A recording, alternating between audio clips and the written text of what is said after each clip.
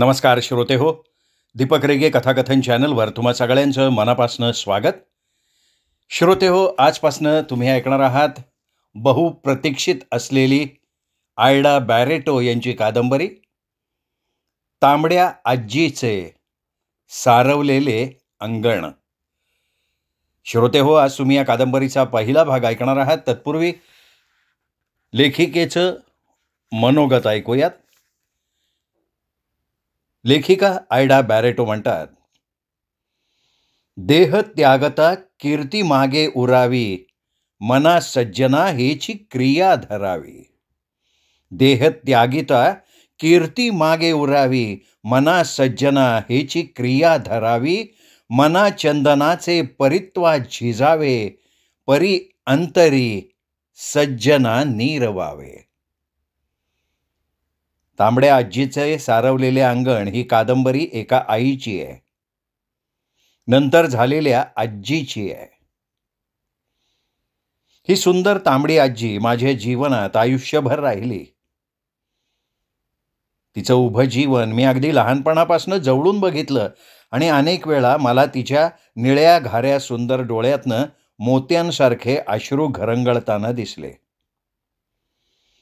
आणि त्यावेळी मला वारंवार हाच प्रश्न पडत असे की देव चांगल्या माणसांनाच इतकं भोगायला का लावतो. माझ्या तांबड्या आजीचं संपूर्ण जीवन आकाशातून पडणाऱ्या पावसाच्या थेंबासारखं होतं.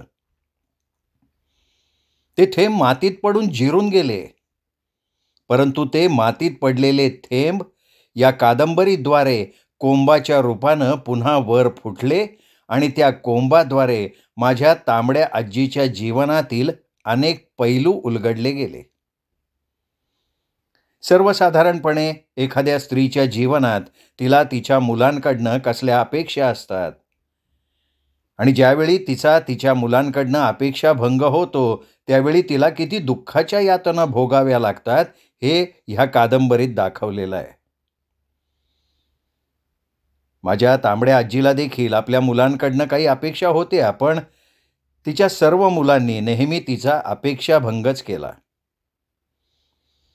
तांबडी आजी आपल्या तरुण मुलांचे अकाली मृत्यू पाहून आपलं आयुष्य इतकं का वाढलंय असं म्हणून व्याकुळ व्हायची.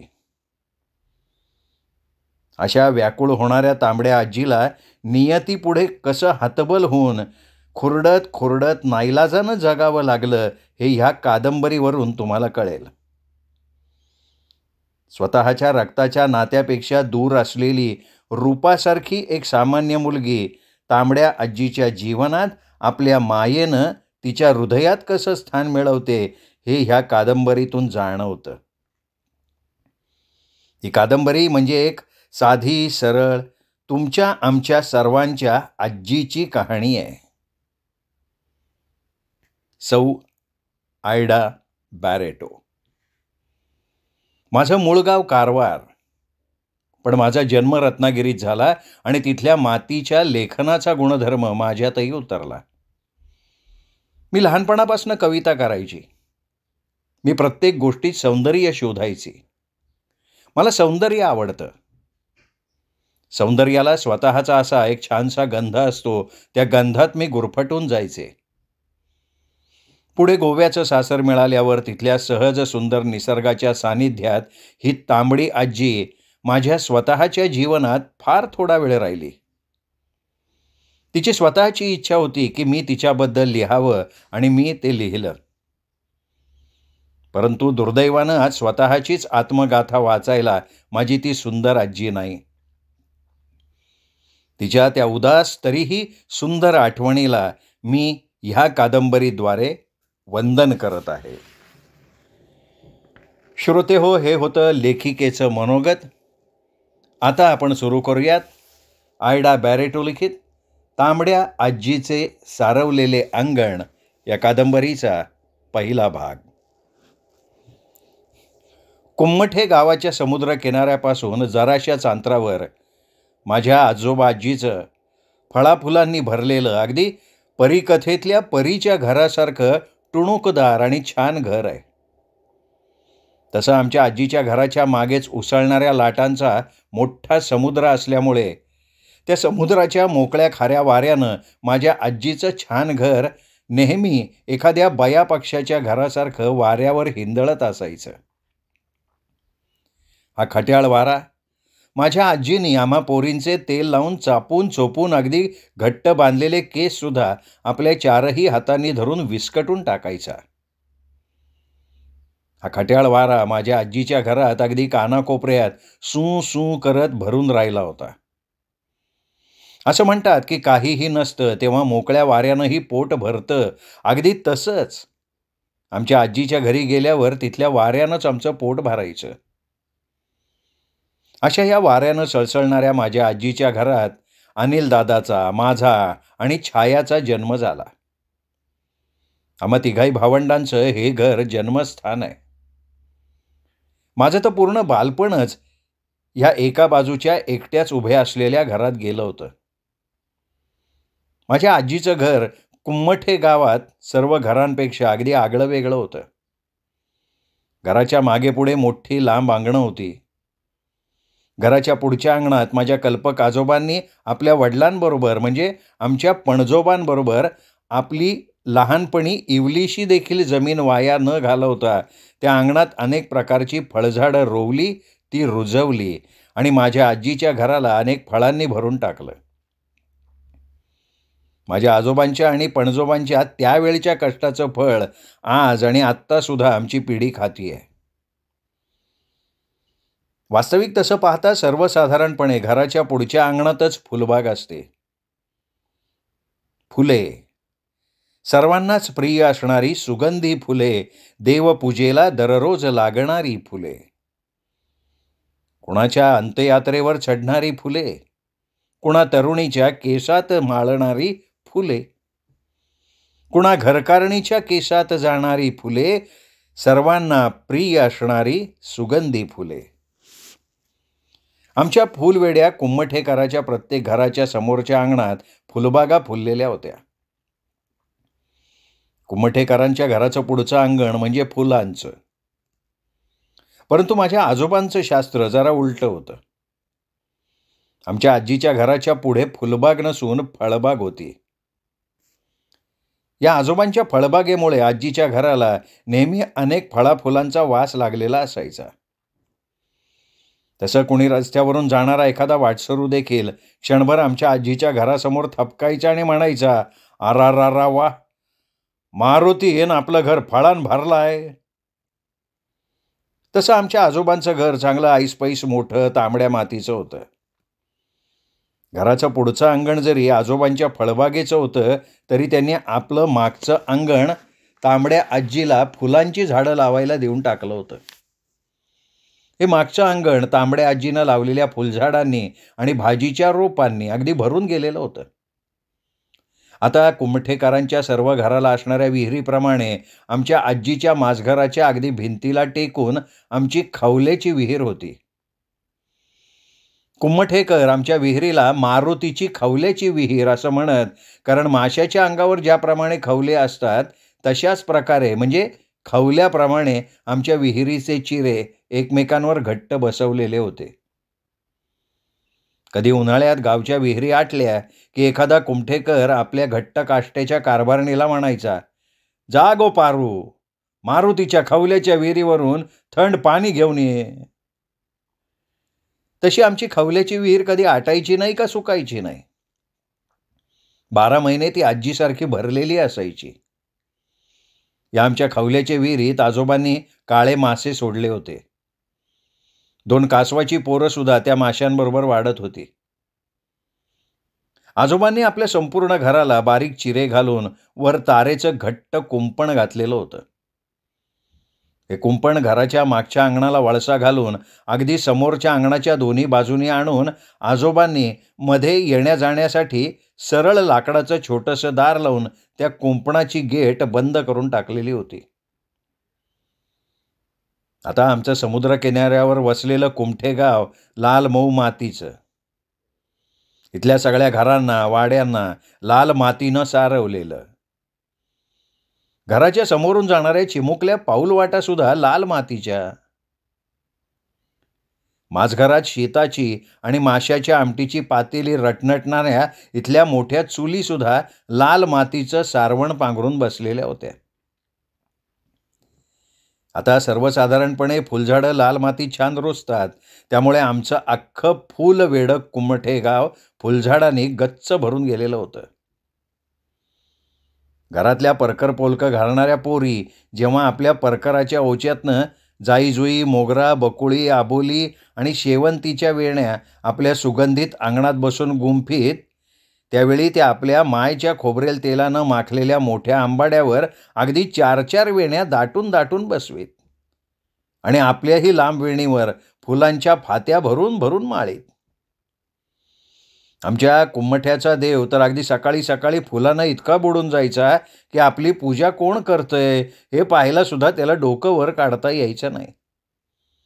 त्यामुळे मग त्या फुलातच बुडून तो फक्त घंटीचा टिंग टिंग आवाज ऐकत खाली मान घालून बसायचा किंवा उभा राहायचा. आमच्या कुम्मठेकाराचं प्रत्येक घर अन घर फुलांनी आणि फुलाच्या सुगंधाने भरभरून वाहत असे. घरातली कारभारीण आपल्या अंगणातली फुलं सर्व घराला पुरून जी उरतात ती टोपल्यात भरून आपल्या पोरींना गावच्या पिंपळाच्या पारावर म्हणजे पेडावर विकायला पाठवत असे. आणि ज्या कुमठेकराच्या घराला पुढे मागे अंगण नव्हतं तो कुमठेकर 2 दिडक्या त्या पोरीच्या हातावर टेकवून टोपलीभर फुलं घेऊन आपल्या घरकारभारणीला आणि आपल्या घराला फुलांनी भरून टाकायचा. कुमठेकराला फुलाचं पिशं होतं, म्हणजे वेड हो. कोमठ्यात घरातलं एखादं तानुलं समजा जर कधी दूध पित नसलं की त्या घरातली म्हातारी लगेच करवादून आपल्या सुनेला म्हणायची, "अगो शेवंते, अगोदर तुझ्या केसात फुलं माळ, मग बाबुल्या कसा दूध पितो ते." आणि नंतर शेवंतानंही 4 फात्या आपल्या आंबाड्यात माळल्यावर तो शहाणा बाबुल्या त्या फुलाच्या फात्याचा वास घेत घेत दूध पिऊन गुडुप्प झोपी जायचा. तांबड्या आजीच्या खवल्याच्या विहिरीच्या मागे थोडंसं अंतर सोडून आजोबांनी नारळाची आणि सुपारीची गोलाकार झाडं लावलेली होती. तिथं एक नारळाचं झाड तर थोड्या अंतरावर दुसरं उंच सुपारीचं झाड उभं होतं. कधी एखादा सुकलेला नारळ पटकन विहिरीत उडी मारून पाण्यात डुंकत राहायचा. त्यावेळी राजवाला बालदी बांधून तो नारळ वाकून वाकून काढताना माझ्या तांबड्या आजीची कंबर अगदी मोडून जायची. आजोबांनी आपल्या फळबागेत प्रत्येक झाड अगदी कलात्मक तऱ्हेनं लावलेलं होतं. आपल्या लांब अंगणाच्या लाकडी फाटकाजवळ आजोबांनी 2 उंच नारळाची झाडं रोवलेली होती आणि उजव्या आणि डाव्या हाताला योग्य अंतर ठेवून अनेक फळझाडं लावली होती. आजोबांच्या त्या अंगणाच्या अगदी मधोमध चिकूचं झाड होतं. दाढ पानं अधून डोकवणारे ते तपकिरी रंगाचे मोठमोठे गोल चिकू बघणाऱ्याचं भान हरपवीत. ते बुटकं पसरट फांद्याचं चिकूचं झाड चिकूनं इतकं भरून जायचं की तांबड्या आजीच्या हिशोबाप्रमाणे प्रत्येक कुमठेकराला एक एक जरी चिक्कू वाटला तरी झाडावरचे चिकू कधी संपायचे नाहीत. मला पूर्वीपासून अर्धे पिकलेले चिकूच खायला खूप आवडायचं. मी त्या चिकूच्या झाडाखाली उभी राहून त्या चिकूच्या झाडाच्या फांद्या ओढून ओढून असे अर्धे कच्चे चिकू शोधून काढून खवल्याचे विहिरीवर जाऊन खायचे. त्यावेळी त्या चिकूचा प्रत्येक घास माझ्या गळ्यात अडकून माझा जीव घाबरा घोबरा व्हायचा. मग काय, प्रत्येक चिकूच्या घासाबरोबर पाण्याचा एक घोट हे माझं समीकरण ठरलेलं असे. त्यावेळी तांबडी आजी मला ओरडायची, "अगो कमले, पाणी आणि चिकू खाऊन खाऊन पोट फुगवून बसशील गो." पण आजीने कितीही ओरडलं तरीही मला ते गळ्यात अडकणारे अर्धे कच्चे चिकूच खायला खूप आवडायचं बाबा. या चिकूच्या झाडानंतर लहान गावठी डाळिंबाचं झाड होतं. त्या झाडावरची लहान लहान लाल भडक डाळिंब अगदी गोड आणि रसाळ होती. पण मला ती खूप बियांची डाळिंब खायला विशेष आवडत नसत.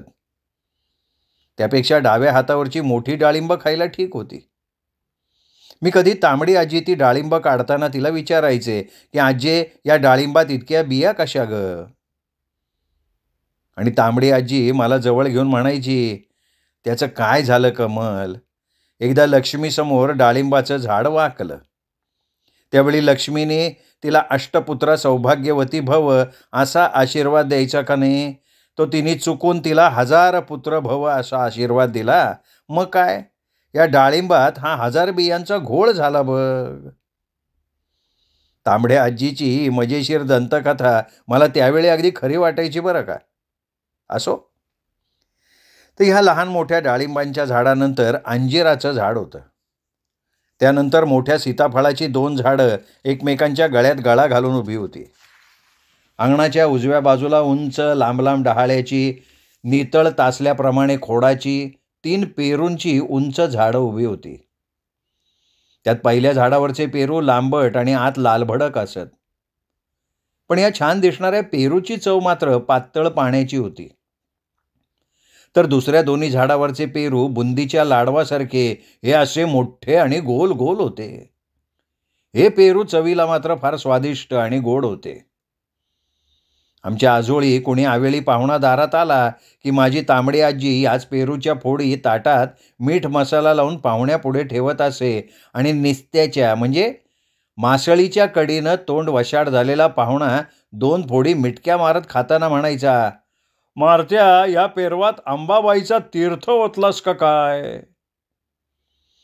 या 3 पेरूंच्या झाडांच्या जरा मागे एक छोटं लवंगाचं झाड होतं. तांबडी आजी उन्हाळ्यात या झाडावरच्या लवंगा सुकवायची, डब्यात ठेवायची. मटणाची आमटी करताना वाटणात ती ह्याच लवंगा घालायची. त्यानंतर तिरफळाचं झाड होतं. ही काळी गोल तिरफळं बांगड्याच्या आमटीत 4 घातली ना की त्या आमटीला एक विशिष्ट चव आणि वास येत असे. त्यानंतर माझं आवडतं सफेद जाभाचं झाड होतं. मला त्या सफेद जाभापेक्षा त्या झाडावर उमलणारी ती जाभाची फुलं केसात माळायला खूप आवडायची.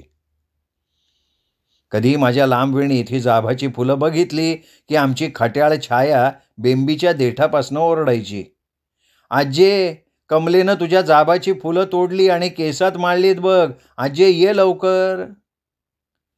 आणि रगड्यावर आळ्यान वाटणारी माझी आजी, आळ्यान म्हणजे मसाला बरं का, तर रगड्यावर मसाला वाटणारी माझी आजीसुद्धा चटकन उठून हात धुवून बाहेर यायची आणि माझा कान धरून रागानं म्हणायची, "कमले, तुला किती वेळा सांगितलं अशी फळाच्या झाडांवरची फुलं तोडायची नाहीत. बघू किती फुलं तोडलीस." आणि माझ्या वेणीतली फुलं भराभरा मोजून ती ओरडायची, "अरे देवा, 5 फुलं म्हणजे 5 जाभा तू केसात माळलीस." आणि नंतर माझा रडवेला चेहरा बघून मला जवळ घेत म्हणायची, "कमल, अशी फळांची फुलं तोडायची नसतात ग बाळा. त्या फुलांना उमलू दे, त्यांचं फळ होऊ दे." आणि मग मला अधिक जवळ घेऊन म्हणायची, "कमल, तू अशी कशी ग जगा वेगळी? अगं, जाभाची फुलं कोणी केसात माळतात का ग?" आणि नंतर मी सुद्धा माझ्या तांबड्या आजीचा उतरलेला राग बघून तिच्या गळ्यात हात घालून लाडे लाडे म्हणायचे, "अगं माझ्या मायेच्या तांबड्या आजी, मोगऱ्या गुलाबाचं फूल तुझं आणि फक्त जाभाचं फूल माझं." आजीसुद्धा नंतर हसत हसत माझ्या पाठीत धपाटा घालायची.